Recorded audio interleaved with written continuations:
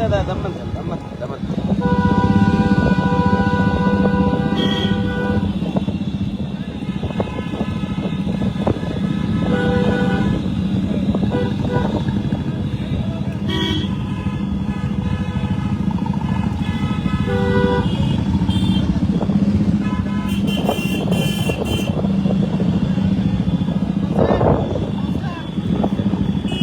चला चला पुढे चला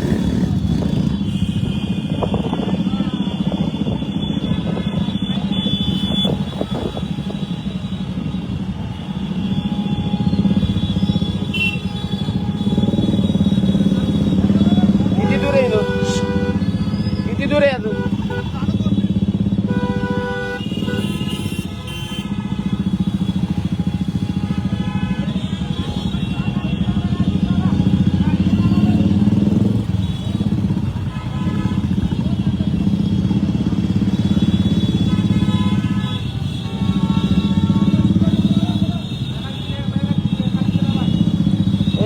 दमन चला ओ दादा दमन चला जरा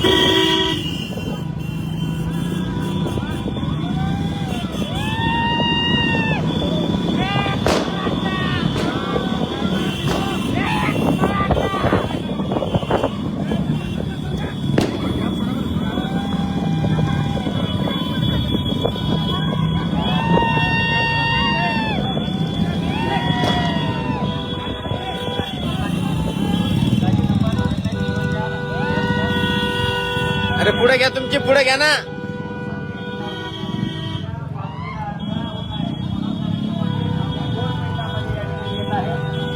कृपया बाजूला काढून जाईल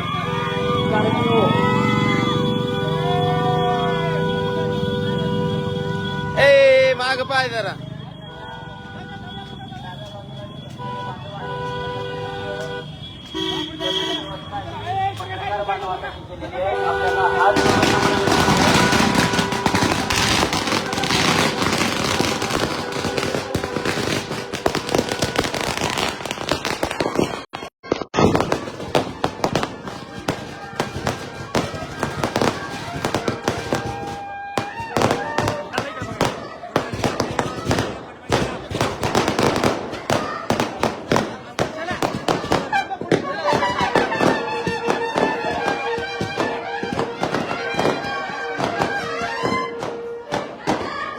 अरे लोटू नका माग पुढे पाहिजे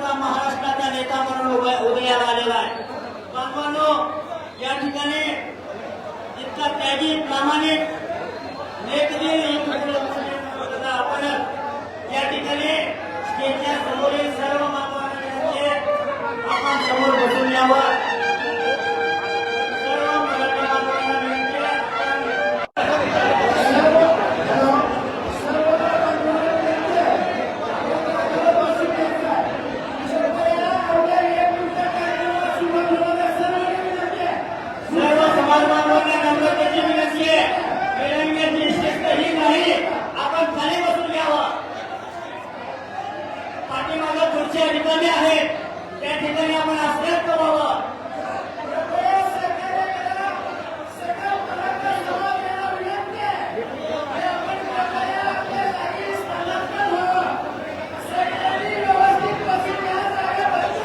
मराठा समाजाविषयी आपल्याकडे असलेली ऐतिहासिक धाडसी महाराष्ट्राचा सुपुत्र म्हणजे जरांगे पाटील. मराठ्यांच्या एकजुटीची मोठ मानणारा मराठ्यांचे मनोदादा जरांगे पाटील. मराठ्यांचं केलेल्या तत्वानं दुसऱ्याला देऊन संपत असताना महान संपन्नता प्राप्त करून देण्यासाठी निघालेलं हे इंद्रधनुष म्हणजे मनोदादा जरांगे पाटील आपणच. साक्षात छत्रपती शिवाजी महाराज या ठिकाणी मनोदादा जरांगे पाटील यांच्यामध्ये अवतरले की काय अशी स्थिती संपूर्ण महाराष्ट्रामध्ये पाहायला मिळते. या ठिकाणी सर्व मानवाला विनंती करतो आपण त्याच्या समोर बसून त्या स्टेजवरती गर्दी करू नये. चला चला अरे चला तिचा उत्तर देतो. तुम्ही करून सगळे आपण या ठिकाणी खाली शांत बसल्याशिवाय कार्यक्रमाला सुरुवात होणार नाही याची दक्षता घ्यावी. या ठिकाणी सकळ मराठा समाज बांधवांना या ठिकाणी विनंती करतो. अमरदीप पाटील यांना विनंती करतो की त्यांनी या ठिकाणी जिजाऊवंदना सुरुवात करावी. अमरदीप पाटील आणि त्यांच्या चमूंना विनंती करतो. सर्व मराठा समाज बांधवांना विनंती आहे आपण जागेवरती हात जोडून उभा राहायचा आहे. ज्या ठिकाणी उभा आहात त्या ठिकाणी हात जोडायचा आहे. ज्या ठिकाणी बसला त्या ठिकाणी हात जोडायचा. अमरदीप पाटील चला खाली चला. जे जिजाऊ आपल्या सर्वांचा आदर्श म्हणजे विश्वगौरव छत्रपती शिवराय आणि त्यांना ज्यांनी घडवलं ते विश्ववंदनीय मातृत्व राष्ट्रमाता राजमाता माझी जिजाऊ साहेब यांच्या कार्यकर्तृत्वाला अभिवादन करून आपण या ठिकाणी आजच्या या कार्यक्रमाची सुरुवात करत आहोत. या ठिकाणी उपस्थित सगळ्या बांधवांना विनंती करतो पण सर्वांनी हात जोडायचे. जिजाऊ वंदना होईपर्यंत आपण सर्वांनी हात जोडून ठेवावं. सर्वांना गौरवपूर्वक आपलं नाही म्हण चालू करा.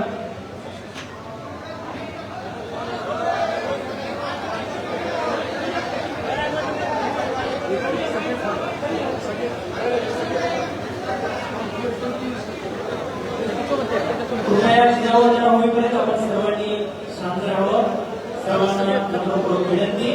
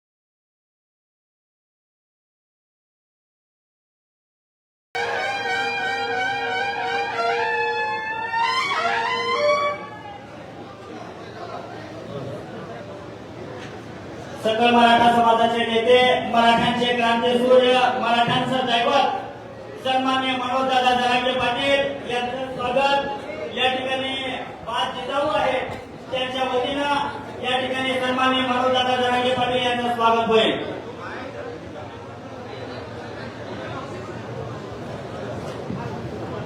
या ठिकाणी मनोजदादा जरांगे पाटील यांचं स्वागत या ठिकाणी उपस्थित असलेल्या 5 जिजाऊंच्या हस्ते होत आहे.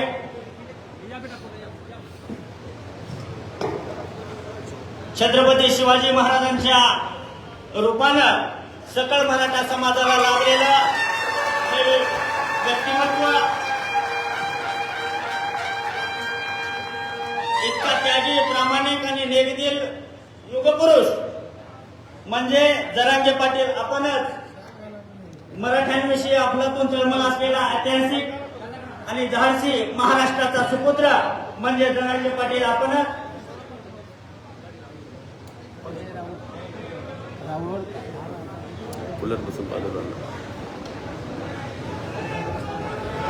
सकल मराठा समाजाच्या वतीनं या ठिकाणी सन्माननीय मनोजदादा जरांगे पाटील यांचं स्वागत होत आहे. दादा थोडीशी क्षमा मागून तुमचा वेळ घेणार आहे. मनोजदादा आपल्या राज्यस्तरीय बैठकीमध्ये ठरलेल्या निर्णयानुसार संपूर्ण निलंगा आणि देवळी श्रीरामपूर तालुक्यामध्ये जे मराठा बांधव या ठिकाणी रास्ता रोको केलेले होते त्या बांधवांनी सध्याचं तुगलकी सरकार गृह खातं यांनी आमच्या बांधवांवरती गुन्हे दाखल केलेले आहेत. त्यांना कुठेतरी आपल्या हातून कौतुकाची स्थाप मिळावी यासाठी मी या सर्व बांधवांना या ठिकाणी निमंत्रित करतो. माधवराव पाटील यांची नावं घेते त्या बांधवाने तात्काळ वर यायचं आहे. वेळ आपल्याकडे खूप कमी आहे. माधवराव पाटील, नानासाहेब उस्नाळे, राहुल मोरे, विशाल माने आणि उस्नाळे ज्यांचं नाव घेईल ते कार्यक्रमाला उशीर झालेला. मनोज पाटील, किशन व्यंकटराव मोरे, ईश्वर पाटील, भगवान जाधव,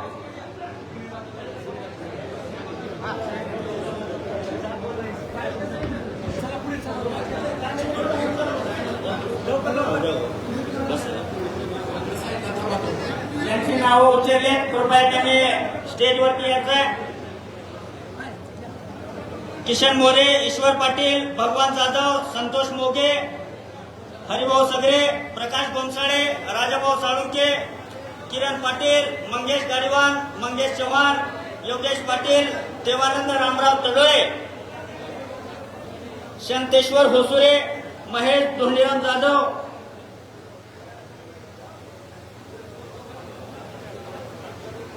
विलास सावरे, माधव शेळके,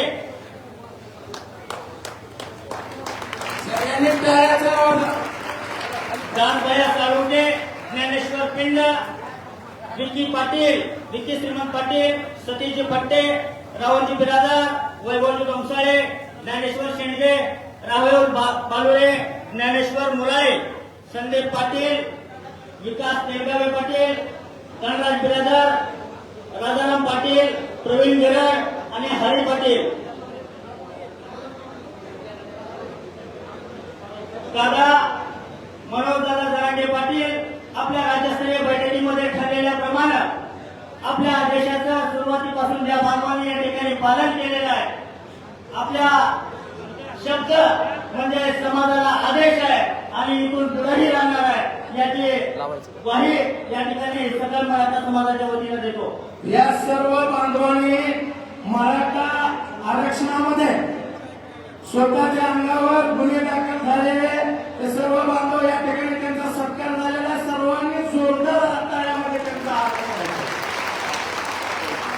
दादा फक्त बोलले असता तुमच्या आदेशाचं पालन ही सकल मराठा समाज केल्याशिवाय राहणार नाही.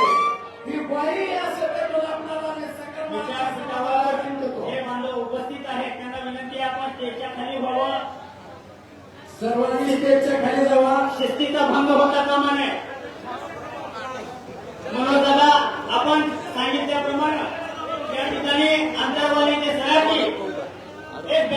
वर्षाचा मराठा समाजाचा शेलार मामा या ठिकाणी आपल्या आदेशानं अंतरवाली ते वाशिम मुंबई इथपर्यंत पायी चालत गेलेला होता. ते सकल मराठा समाजाचे लक्ष्मण मामा लोबे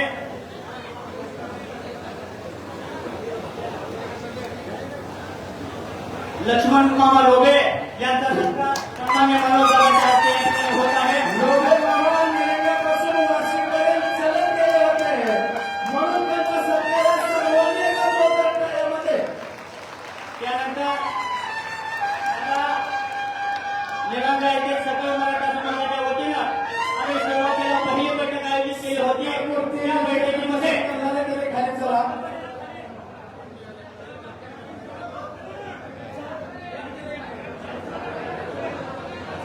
या ठिकाणी सकल मराठा समाजाच्या वतीनं एक बैठक आयोजित केली होती.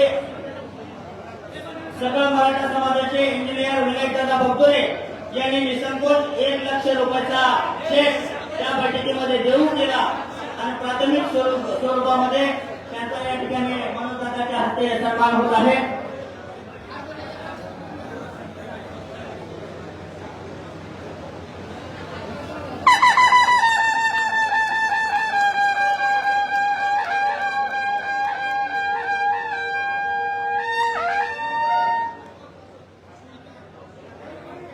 यानंतर आपण या मंगल कार्यालयामध्ये हा देखणा आणि दैदिप्यमान असा कार्यक्रम या ठिकाणी संपन्न करत आहोत.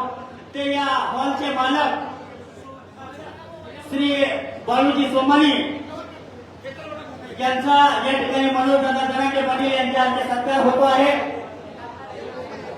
बाळूशेठला विनंती आहे आपण या ठिकाणी मराठ्यांचे क्रांतीसूर्य सन्मान्य मनोजदादा जरांगे पाटील यांच्याकडून सत्कार स्वीकारावा.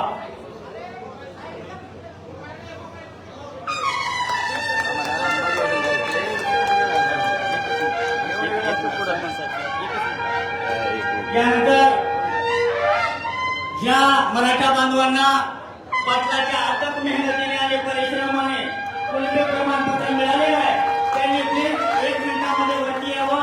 आपल्याला एक फोटो घ्यायचा आहे.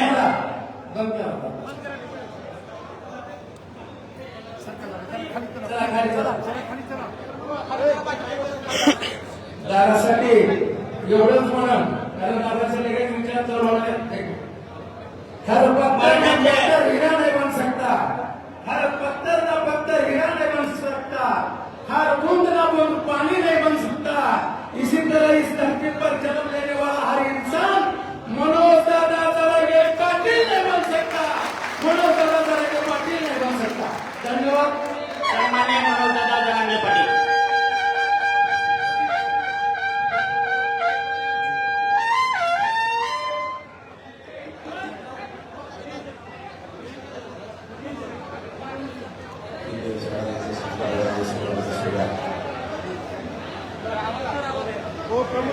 निलंगा नगरी जमलेले माझ्या तमाम मराठा बांधवांना माझा मानाचा देश.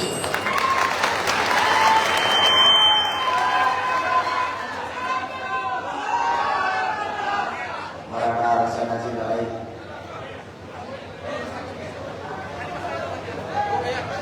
महाराष्ट्रातल्या मराठी इतर सुरू.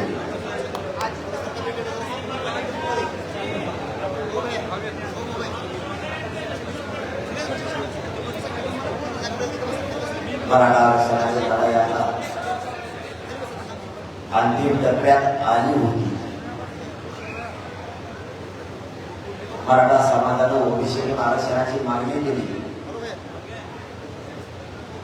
मराठ्यांची ओबीसीतून मागणी असल्यामुळं मराठ्यांच्या राज्यभरात 57 लाख नोंदी सापडायला सुरुवात झाली. आतापर्यंत 57 लाख मराठ्यांच्या नोंदी सापडल्या. जवळपास अशी माहिती मिळते की तो आकडा आता 63 लाखांपर्यंत गेला. त्या 57 लाखांच्या परिवारानं त्या नोंदीच्या माध्यमातून आरक्षणाचा लाभ घेतला तर तो अंदाजे आकडा 1.25 करोड मराठ्यांपर्यंत आतापर्यंत गेला. आता विषय राहिला ज्या मराठ्यांच्या नोंदी सापडल्या नाहीत त्याच.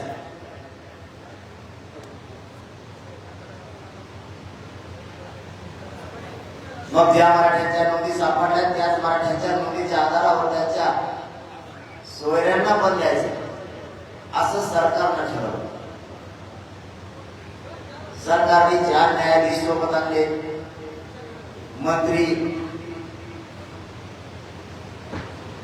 आरक्षणाचे अभ्यासक, घटनेचे अभ्यासक, कायद्याचे अभ्यासक,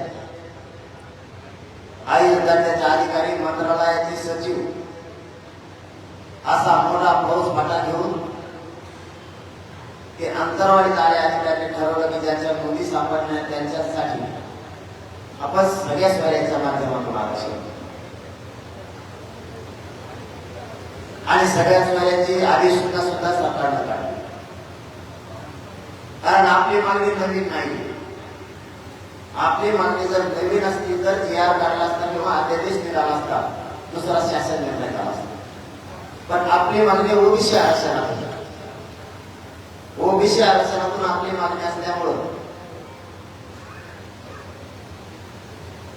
कायद्यात दुरुस्ती करावी लागली. 2000 आणि 2001च्या कायद्यानुसार 2012च्या कायद्यात दुरुस्ती करून मराठा समाजाला सगळ्या स्वराज्याच्या माध्यमातून ओबीसीतून आरक्षण द्यावं लागतं म्हणून अधिसूचना काढली. आणि त्या अधिसूचनेची अंमलबजावणी करण्यासाठी नागपूरच्या अधिवेशनात ठरवलं होतं की 15 तारखेला विशेष अधिवेशन बोलून आपण अंमलबजावणी करू. या आरक्षणाचा लढा मराठ्यांनी जिंकत आणलाच होता. कारण ही लढाई 100% यशस्वी होत होती. देशात आतापर्यंत 100% लढा कोणाचाच यशस्वी झालेला नाही. परंतु यावेळेस करोडो मराठी एकत्र आल्यामुळे 100% मराठ्यांनी 100% हे संपादन करणार होते. परंतु देवेंद्र फडणवीसांनी एक डाव टाकून दिले. कारण मी देवेंद्र फडणवीसांच्या विरोधात 6 महिने एक शब्दही बोललो होतो. मला विरोध करायचा म्हणून मी कधीच विरोध करत नाही. एखाद्या नेत्याचा राग समाजाला आला म्हणून मी माझा राग त्याच्यावरती व्यक्त नाही करत. त्यांना 6 महिन्यात एक शब्द नाही बोललो. परंतु त्यांनी जे दावं टाकले मराठा समाज 10% मागासिद्ध झाला. मग मराठा समाज जर 10% मागासिद्ध झाला तर कायदा सांगतो की जात किंवा जो समूह मागासिद्ध झाला त्याला ओबीसी आरक्षण द्यावं लागतं. मग तुम्ही 50%च्या 27% आरक्षणात मराठ्यांना का घेतलं नाही हा प्रश्न आपण त्यांना विचारला. तुम्हीच म्हणताय मराठा समाज 10% मागासिद्ध झाला तर मग ओबीसी आरक्षण मराठ्यांना का घेतलं नाही? इंदिरा साहनीचं जजमेंट सांगतं 50%च्या वर गेल्यावर आरक्षण टिकत नाही. आणि मराठा समाज जर मागासिद्ध झाला तर ओबीसी आरक्षणात मराठ्यांचं 10% आरक्षण का घेतलं नाही? एक तर ती आमची मागणी नाहीची. मराठ्यांचे करोडो मराठ्यांची मागणी ओबीसीतून आरक्षण द्यायचं. 50%च्या कुणबी आणि मराठा एकच. ही मागणी असताना तुम्ही 10% आरक्षणाचा घाट घातला. परंतु आता तुम्हीच म्हणताय कारण ते आरक्षण 2-250 मराठ्यांना लागतं. चौघांची मागणी ते फक्त 2-250 मराठ्यांसाठी, करोडो मराठ्यांना ते आरक्षण लागत नाही. तरीही जर मराठा समाज मागासिद्ध झाला तर मग 27% आरक्षण का आहे त्यांचं म्हणणं आहे. जर हे 10% आरक्षण द्या तुम्ही त्या वाढवा, आरक्षणाची मर्यादा वाढवा. जितकी वाटली की त्यांची वाढली. त्यांची वाढायसाठी आमच्या पोराजवळ लोक करतात आहेत म्हणून ते आरक्षण आपल्याला मान्य नव्हतं. आणि देवेंद्र फडणवीस सरकारने गादीवर डाव टाकून बघू जसा 2018 टाकला तसा 2018ला देवेंद्र फडणवीसांनी डाव टाकला आणि 13% आरक्षण मराठ्यांना दिलं. तेही आरक्षण टिकणार नव्हते. परंतु माझा मराठा समाज खूप भोळा आहे, विश्वास ठेवतो. मराठ्यांना वाटलं खूप दिवसाचं आरक्षण नव्हतं, आरक्षण मिळालं, आपल्या लेकराचं कल्याण होईल, आनंद त्यांच्या मनात झाला. आणि राज्यभर 2018ला बोलावला. पण मराठे कोणाचा उपकार ठेवत नाही. मराठ्यांनी त्यावेळेस आरक्षण दिल्याबद्दल 106 आमदार त्यांना निवडून सुद्धा दिले. उपकार जागा मराठ्यांनी करून टाकला. आरक्षण 1.5 वर्षाच्या आत रद्द झालं 5 मे 2021 ला आणि लाखो पोरं रडत घरी आले मराठीचे. आजही लाखो मराठ्यांचे पोरं आंदोलन करतायत. निवड झालेले क्लास 1 पासून 4 पर्यंतचे सगळे अधिकारी लेकर मराठीचे आत्ताही रडतायत. त्यांचं वय निघून चाललंय तरीही त्यांना नियुक्ती मिळत नाही. तीच चाल आता देवेंद्र फडणवीसांनी करण्याचा प्रयत्न केला. 10% आरक्षण देऊ म्हणजे आलेल्या निवडणुका निघून जातील. त्याच्यानंतर जरी रद्द झालं तरी मराठ्याला म्हणता येईल मॅटर कोर्टात येईल, आम्ही जिंकणार, आम्ही मोठ्याले वकील लावले. काय मोठ्या वकील लावतो खोटं आरक्षण देऊ? वकील लावूच नको ना, खोटं आरक्षण देऊच नको त्याच्यापेक्षा. पण मायबाप मराठ्यांना तुम्हाला एक माझा प्रश्न, लोकसंख्या वाढत असते का कमी होती? तुम्हाला भाषा कळली मग येतो माझी गाडी. 2013ला 2018ला 13% आरक्षण आणि 2024ला 10% आरक्षण. म्हणजे आपली लोकसंख्या किती झाली? आमचे लोक अमेरिकेला गेले का? मागासवर्ग आयोगानं 28% लोकसंख्या दाखवली आमच्या मराठ्यांची. कायदा सांगतो लोकसंख्येच्या प्रमाणात 50% आरक्षण दिलं पाहिजे. मग 14 होते. तुमचा कोणता तरी शास्त्रज्ञ असा, कोण तज्ञ तुम्ही साठवून आणला की 28%चा अर्ध 10% होतं? तरी हरकत नाही. तुम्ही ते दिलं, वर दिलं, ते टिकणार नाही. मी त्याच दिवशी 26 तारखेला लागू केलं. त्या दिवशी सांगितलं होतं ना, अगोदर 1 महिन्यापासून सांगत होतो. मराठ्यांचं नशीब इतकं बलवंत आहे ते आरक्षण निवडणुकीच्या आधीच आड रद्द झालं.